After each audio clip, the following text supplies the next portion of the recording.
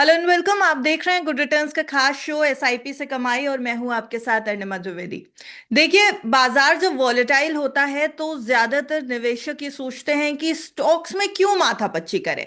उससे बेहतर है कि फंड मैनेजर्स से मिलें, म्यूचुअल फंड्स में इन्वेस्ट करें, क्योंकि लॉन्ग टर्म में कंपाउंडिंग का फायदा और वेल्थ जनरेशन तो म्यूचुअल फंड्स में होती है।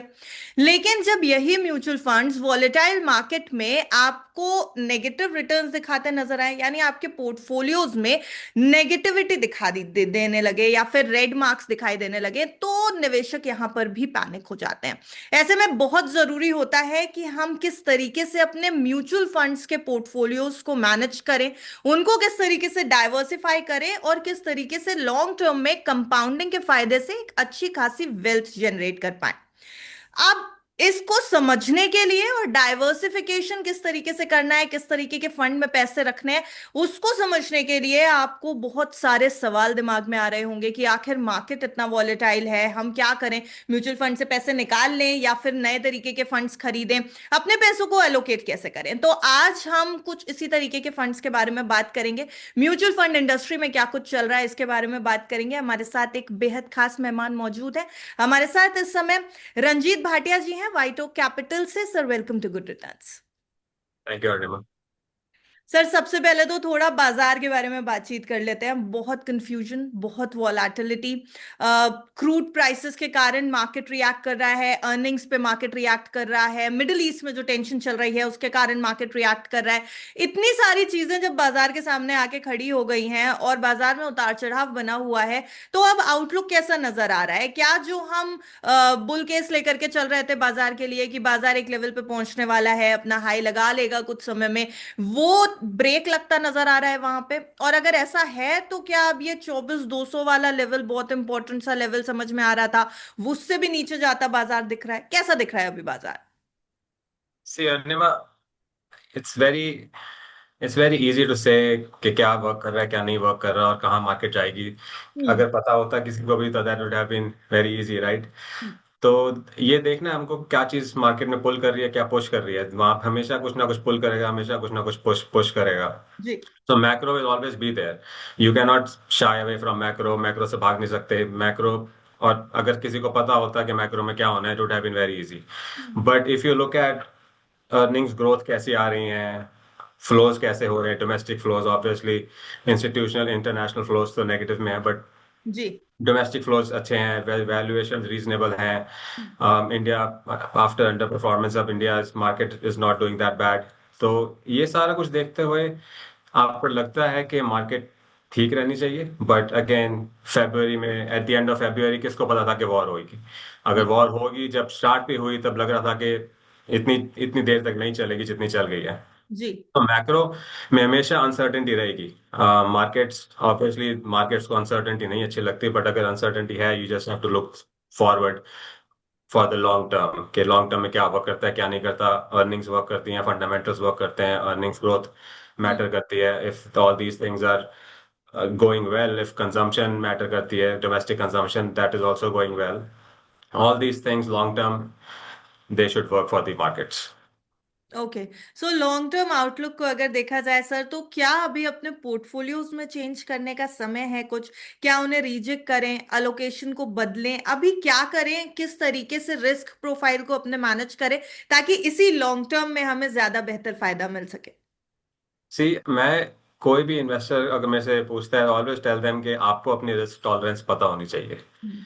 एक इन्वेस्टर को, अगर यंग है, उनकी ज्यादा होती है risk tolerance. If they are nearing retirement, retire हो चुके हैं, उनकी रिस्क टॉलरेंस कम होती है। तो दे शुड ऑलवेज नो कितनी रिस्क टॉलरेंस उनके लिए ओके है, कितनी नहीं है, किस लेवल पे वो करने लगेंगे। तो उस सारे, taking all of that into account, I think that's how investors को पोर्टफोलियो रिस्क मैनेज करना चाहिए।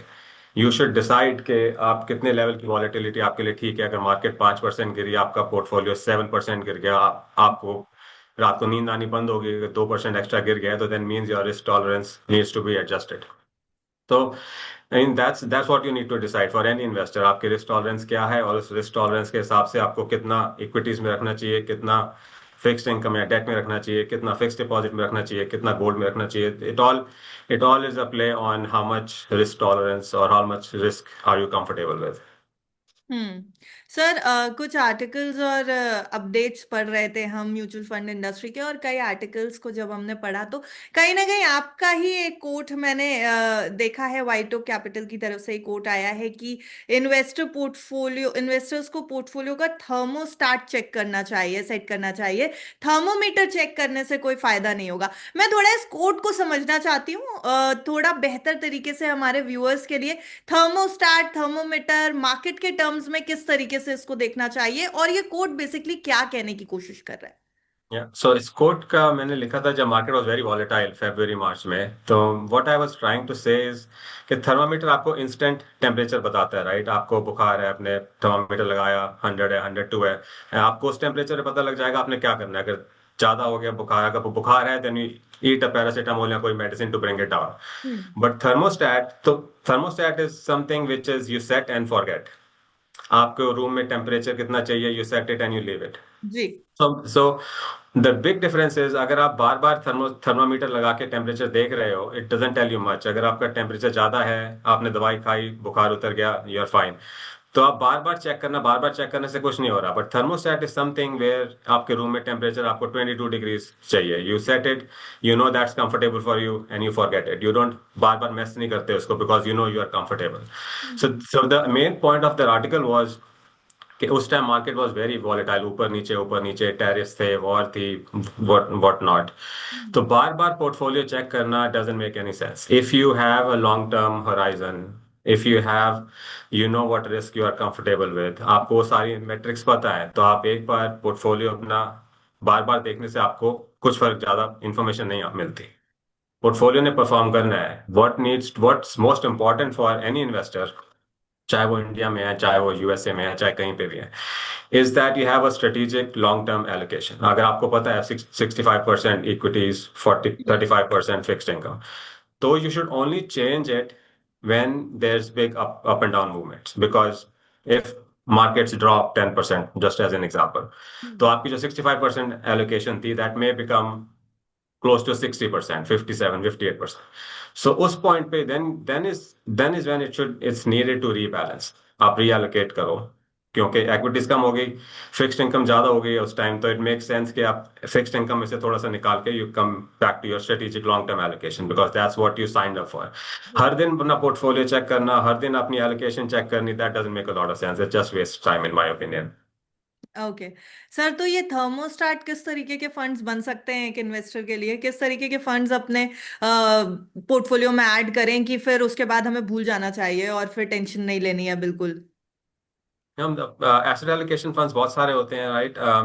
इट कैन ईदर बी एक एसेट एलोकेशन फंड, चाहे बैलेंस हाइब्रिड, चाहे एग्रेसिव हाइब्रिड। अगेन, जो हम पहले बात कर रहे थे, आपको आपकी रिस्क टॉलरेंस पता है, then you can invest in a fund. These fund automatically do it for you, right? But they are ranges. ये फंड रेंजेस में, इक्विटी की एक रेंज है, डेट की एक रेंज है, कईयों में नहीं होती है range. Hmm. So depending on your tolerance, those funds automatically do it for you. But अगर आप अपनी मैनेज कर रहे हो allocation, you have 10 funds, 5 of them may be equity funds, 3 of them may be debt funds, जी। 2 of them may be commodity funds. Hmm. So I think a reasonable investor के लिए the best thing to do is you set your allocation and check it periodically. So there can be two things. एक तो आप अपनी allocation periodically check करो, right? Say monthly or quarterly. आप every quarter, at the end of the quarter, आप देखो आपकी 65% equity कितनी हो गई है. If it's 68, then you rebalance, place some trades, and bring it back. I think that's the best way to look at any allocation के आज जितने फंड्स हैं आपके, हर फंड की स्पेसिफिक एलोकेशन है ऑन ओवरऑल आपके फंड में, आपके पोर्टफोलियो में, सॉरी। आप चाहते हो 65% इक्विटी रहे हम्म। मार्च के एंड में, जून के एंड में, सितंबर एंड में। इफ इट्स सिक्स एनीवेयर ऊपर नीचे, you just bring it back to 65। That's the ideal rebalance discipline that any investor should have. Okay sir, वैसे हाइब्रिड फंड्स का आपने मेंशन किया है। हाइब्रिड फंड्स किस तरीके के इन्वेस्टर्स के लिए सूटेबल होते हैं? क्योंकि जब इन्वेस्टर्स फंड सेलेक्ट करने जाते हैं तो वो ये नहीं देखते कि क्या ये फंड हमारे लिए सूटेबल है या नहीं है। दे बेसिकली थिंक कि अच्छा, ये वाले फंड ने हमारे साथ वाले को अच्छा रिटर्न कमा करके दिया, या इस फंड का मैं बहुत ज्यादा न्यूज में नाम सुन रहा हूँ और ये अच्छे तरीके से फंड्स रिटर्न कमा करके दे रहे हैं, and they invest into it. But अगर हम पर्टिकुलरली फंड्स की बात करें, हैं, and since we are talking about hybrid funds, कौन से तरीके के इन्वेस्टर्स के लिए ये हाइब्रिड फंड सूटेबल है? Yeah, so that's what you said was what we call recency bias. कि आप देखते हो पिछले फंड्स ने लास्ट ईयर कैसा किया एंड हम्म। देन आप एक्स्ट्रापोलेट करते हो, राइट? कि मे बी लास्ट ईयर अच्छा किया, लास्ट के 2 साल अच्छा किया, अगले 1 साल 2 साल में भी they will do the same, they will outperform the benchmark, but that's not always the case. As we know, recent past performance never guarantees future returns. So I think the best thing to do is for investors who are nearing retirement, like who have a short time horizon, 1 to 3 years, they are better off in a conservative fund, because the higher your risk tolerance, the higher equity you should look for. And then for anybody who is long way from retirement, aggressive funds, aggressive hybrid can be a lot better choice than something which is just conservative hybrid. Multi-asset allocation funds are always better for investors who are in the middle part of their hmm. retirement journey. So again, funds बहुत सारे हैं, depends on your risk tolerance, depends how near you are to retirement. You can go from conservative to aggressive hybrid. I think the biggest difference is as equity increases, the risk in the fund will increase. The debt is what cushions the volatility. So आपको जितना जितना आप close हो retirement के, जितना आपकी age ज़्यादा है, it's better you are better off in a conservative fund than an aggressive equity fund or aggressive hybrid fund. Okay. और अगर कोई सिर्फ 5 साल के लिए इन्वेस्ट कर रहा है और मॉडरेट रिस्क ले सकता है, बहुत ज्यादा अग्रेसिव नहीं है लेकिन बहुत ज्यादा सिक्योर भी नहीं रहना चाहता, एक मॉडरेट रिस्क प्रोफाइल में वो रखना चाहता है, तो क्या आप हाइब्रिड फंड्स उनको सजेस्ट करेंगे? और अगर कर रहे हैं तो उसको कब और कैसे, किस तरीके से इस्तेमाल करना है, यूज क्या करना है, क्या सलाह होगी उन इन्वेस्टर्स के लिए? Yeah, so 5 year horizon के लिए बैलेंस और aggressive hybrid funds आपके लिए अच्छे हैं funds, the 65 to 80% equity. So you can either do two things, right? आप सारा का सारा पैसा lump sum डाल सकते हो, या आप एक SIP create कर सकते हो, which will depending on daily, monthly, quarterly जितना आपने allocate करना है. Both of them can work. I think the only difference is with lump sum, you are locked in. If you are whatever you want to invest, आपने lump sum एक ही बार डाल दिया, अगले 5 साल में you cannot do anything about it. You cannot take advantage of the market volatility. Hmm. But excuse me, अगर आपके पास, if you are doing a SIP, then it's obviously you can take advantage of opportunities. The SIP works for you in terms of market turmoil, which is obviously the better is obviously always to buy low, sell high, and a SIP can help you do that, because if markets are going down, the SIP amount is fixed. That fixed amount will buy more units of whichever mutual fund you are buying. So SIP helps in that way. Both, there's no one option better than the other because you don't know how markets will perform. But going the SIP route is not bad. I think it's very ideal for any investor. Okay. Sir, अभी हाल ही में white Oak capital ने एक नया fund launch किया है, dividend yield fund. हम उसके बारे में भी आपसे जानना चाहते हैं, किस तरीके के इन्वेस्टर्स के लिए सूटेबल होगा इस फंड को लॉन्च, मतलब जो लॉन्च करने के पीछे की थॉट थी वो क्या थी, और किस तरीके से बेनिफिशियल होगा इन्वेस्टर्स के लिए, बेसिकली इसके बारे में वो सब कुछ जो निवेशकों को जानना चाहिए। Yeah, so this is kind of a newer fund market में, the process behind this fund, because dividend REITs and InvITs are the major part of the fund. So the dividend yield or the yield on the fund, because of investing in REITs and InvITs, is quite different. The structure of the fund is quite different than any of the funds in the market today. And the good thing is, Indian market overall, if you compare it to the US market, the REITs are in a very young stage. So as markets mature, more REITs will come out with listings in the market, and more REITs will find their way inside the fund as well. So that's one thing. It's not a debt fund. It has a yield which is higher than most equity funds because of its investment in these instruments. So that's the best thing about this fund, that it has a good yield, and it can also participate in the upside more than a 100% debt fund will. So that's the best part about this fund. It's give you the best of both worlds. It's not as high risk as equity funds, but then it's also the expected returns, I should say, from this fund should be more than what you see in a debt fund.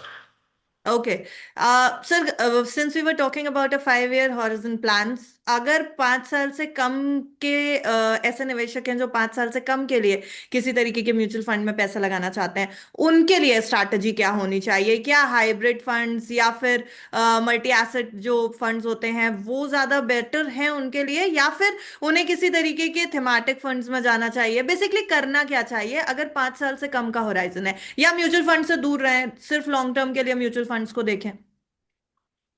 Mutual funds short term, people who want to invest 1 या 3 years के लिए mutual funds उनके लिए भी हैं, right? You can just, you have to find the sweet spot where you are comfortable. So conservative hybrid funds, or conservative funds are okay for somebody who is just investing for the next year or the next 1 to 3 years. I think the best part about investing in any hybrid fund, whether it's aggressive, whether it's conservative, the best part is that you can still get some equity participation. Hmm. So in a 100% debt fund versus an hybrid or conservative hybrid fund, you कुछ portion equity का still है which can juice up your returns, and in those funds the volatility is still comparable. It may be slightly higher than the 100% debt fund depending on what kind of debt the fund is holding, but आपका return potential थोड़ा सा high हो जाता है if you invest in any conservative hybrid or any of the other hybrid funds because of the equity portion in the fund. So it's not कि आपके लिए कोई फंड है नहीं अगर आपने शॉर्ट टर्म के लिए इन्वेस्ट करना है. Mutual funds are still a good route to take. Just depends on again how much risk you want. Okay. और सर, अगर हम शॉर्ट टर्म के लिए इन्वेस्ट कर भी रहे हैं तो जिन भी फंड्स में हम इन्वेस्ट कर रहे हैं, क्या वो एक बेहतर रिटर्न कमा करके दे रहे हैं हमें? अगर मान लीजिए किसी ने 3 साल के लिए इन्वेस्ट किया है, क्या एक बेहतर रिटर्न की उम्मीद रखें? क्या वेल्थ जनरेशन की उम्मीद रखें? इतना पैसा आ जाएगा, इतनी वेल्थ क्रिएट हो जाएगी कि वो आगे चल करके किसी बड़े फंड में लॉन्ग टर्म के लिए इन्वेस्ट कर सकें उस वेल्थ को? See, 1 या 3 years के लिए it's very hard to say कि मार्केट कहाँ जाएगी, right? And that will depend. Ultimately, that is what is going to dictate कि आपका फंड कितना रिटर्न प्रोड्यूस कर सकता है, डिपेंडिंग ऑन मार्केट कहाँ जा रही है. So it's very hard to see or to may have any clarity over the next 1 to 3 years. But ji. the good thing is in any mutual funds compared to अगर कोई अपने आप stocks, जैसा कोई investor अपने आप stocks pick कर रहा है compared to a mutual fund, you get professional money management.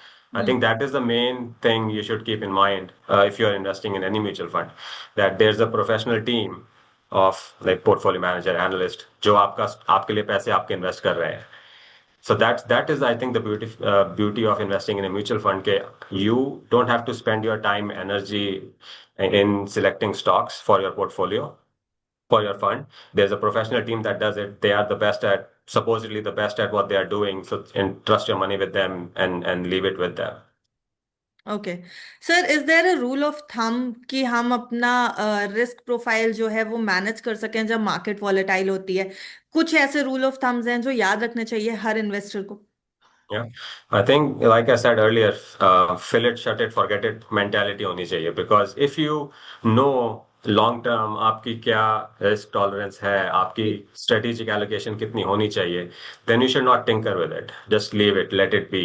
And also it always helps, going back to the thermostat thermometer analogy, कि अपनी allocation set करो, अपना time horizon आपको पता है, and then based on that you set the rebalance discipline. Okay, every quarter there are two types of rebalancing disciplines, right? You can do it कि हर quarter के end में you look at your allocation कितना ऊपर नीचे हो गया and then you bring it back to target. And दूसरा can just be a tolerance band. By tolerance band, what I mean is you can set rules के अगर मेरी date और इक्विटी 5% या 10% से ऊपर नीचे हो जाए, अगर 10% माइनस 10% प्लस हो गई है, देन मैं उसको वापस ले आऊंगा तो target. So these are the two things that you can do, and if you do this, I think the biggest advantage is कि आप emotion थोड़ा side पे रख देते हो. If you can be methodical about this. If this is just a mathematical rule, आप ये दोनों rule में से कुछ भी rule set कर सकते हो and then just get the emotions out of it. And I think that's the main thing that distinguishes long term investors from short term thinking and short term investors. जी sir, आजकल ज्यादातर investment जो है वो youth भी करने लगा है। बहुत अवेयर है हमारा यूथ इस समय फाइनेंशियल प्लानिंग को लेकर के। और इसी यूथ के बीच में जनरली टर्म्स चलते हैं ग्रीन फ्लैग और रेड फ्लैग के। तो मैं थोड़ा सा रेड फ्लैग्स की तरफ ध्यान लाना चाहती हूँ नए इन्वेस्टर्स का। अगर कोई नया फंड चूज कर रहा है या नई थीम चूज कर रहा है, किसी नए सेक्टर में इन्वेस्ट करने की कोशिश कर रहा है, कुछ रेड फ्लैग्स जो उनको दिमाग में रखने चाहिए, जहां से उन्हें दूरी बना करके रखना चाहिए, रिस्क वाइप ऑफ करने के लिए क्या ध्यान में रखना है? So I hope I wish there was something just a risk wipe off हो जाए, right? I wish there was something like that, but there's nothing. And one thing we talked about was recency bias, right? You should, if you are looking at a fund ETF, you should not just say last year अच्छा किया, उसके पिछले साल अच्छा किया, तो hopefully this year भी अच्छा करेगा. हम्म। So that's one of the red flags you should always be aware of when investing. The other thing is euphoria. अगर कोई sector, कोई theme is reaching euphoric highs, hmm. it's just a hot money coming in. That's something where which should give you a pause. You should always take a step back and see कि ऐसा क्यों हो रहा है, right? If there's good reasons, good fundamental reasons for something like that happening, then it's good for you. Then it's not a red flag. But if just hot money coming in, a stock or a sector or a theme is driving the particular returns on that particular month or quarter or the past year, तो हम्म। आपको हमेशा ध्यान में रखनी चाहिए वो चीज. And I think the other is also overconfidence. हम्म। अगर मैंने एक स्टॉक पिक किया या एक म्यूचुअल फंड और सेक्टर पिक किया लास्ट ईयर और बहुत अच्छा कर गया, डजंट मीन कि मैं, it might just be luck, जी। Right? You have to distinguish luck from art in this instance. So overconfidence, recency bias are something that should always be at the forefront, and then also euphoria is what you should always be. It should always give you a pause. Euphoria, if any sector, you should just take a step back and look at it. Okay sir, just last question, out of curiosity, क्या market के बहुत समझदार investors भी volatile market में गलतियां करते हैं? Biases, yeah, that's why करते हैं, right? The short answer is yes, everybody does it, and that's why these biases are there. Recency bias, overconfidence bias. These are just not for new investors. Even old investors, experienced investors can fall prey to these as well. So this goes for experienced and novice investors. You should always keep these in mind when investing, because again, no one escapes them. They should always keep this in mind. Thank you so much mister Bhatia for joining us today. मुझे लगता है mutual fund industry में ये जो hybrid funds का concept था, plus जो नए फंड्स इंट्रोड्यूस होते रहते हैं, आप जैसे एक्सपर्ट्स के साथ बात करके निवेशकों तक उनको पहुंचाने पर ज्यादातर इन्वेस्टर्स को काफी कुछ नया सीखने को मिलता है म्यूचुअल फंड इंडस्ट्री के बारे में, जो कि अभी भी काफी ज्यादा सीक्रेट इंडस्ट्री अभी भी मैं ये कहूंगी, क्योंकि स्टॉक्स में तो हर कोई निवेश कर लेता है, सामने दिख रहा होता है, बट म्यूचुअल फंड्स को लेकर के इन्वेस्टर्स हमेशा क्यूरियस रहते हैं। और इस तरीके की बातचीत से मुझे लगता है काफी कुछ क्लियर हो जाता है कि हमें किस तरीके के फंड्स में पैसे लगाना चाहिए, कितने टर्म के लिए लगाना चाहिए। While talking with you guys, thank you so much for joining us today. Happy to be here. Thanks a lot.